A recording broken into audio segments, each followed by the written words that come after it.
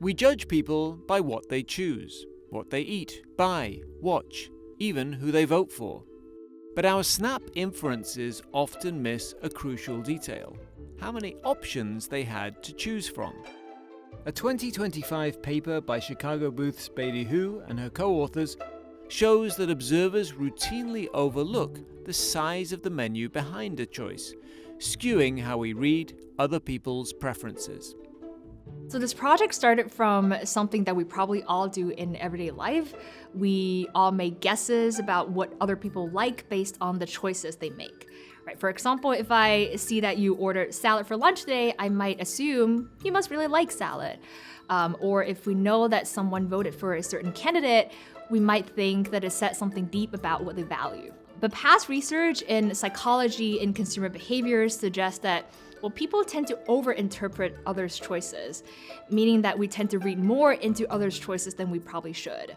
And that got us thinking about this idea that, maybe people are focusing too much on the choice itself and not as much on the context around the choice.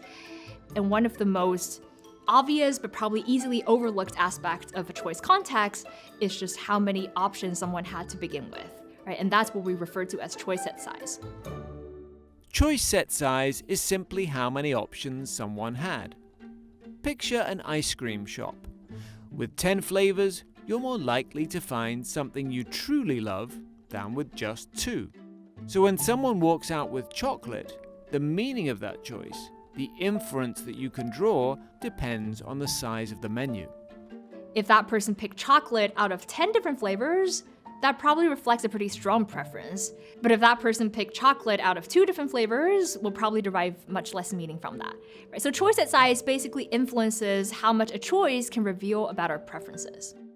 The researchers ran 6 online experiments with more than 10,000 participants. In the first, participants read a simple restaurant scenario about ordering a side dish.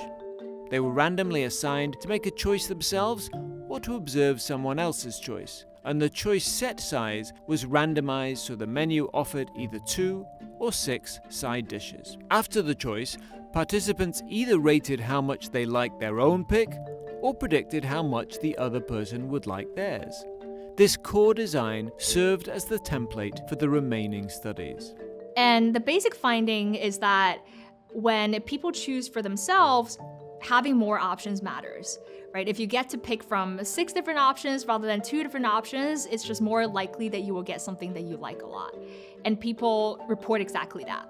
But when observing others' choices, when judging others' choices, people don't take that into account as much. And we think this is in part because people largely assume that others' choices reflect a stable preference, regardless of how many options are there in the first place. In short, the studies show that choice set size affects how much people like their own selections. Larger menus make closer matches more likely. But more interestingly, when judging other people's choices, observers pay much less attention to set size and underestimate how strongly it shapes their liking. The implication reaches anywhere choices are made, from shopping and hiring to philanthropy and even politics. In a 2-party system, when someone votes for a candidate, we might think that vote as a pretty strong signal of support. But when there are only 2 options on the table, sometimes these votes might be more about rejecting the alternative rather than endorsing the chosen candidate. And if observers neglect the role of choice set size, as in if the observers neglect the fact that there are only 2 options available, they might assume that, these votes must reflect strong preferences. And that might lead us to think that others are more different from us than they actually are, which might potentially shut down opportunities for compromise or seeking common ground. And over time, this type of misperception or misread signals can potentially perpetuate polarization. A simple mental nudge makes us smarter observers. Before you judge the choice, ask how big the menu was. When we see the context, we see the person more clearly, and we make better decisions about products, policies, and people.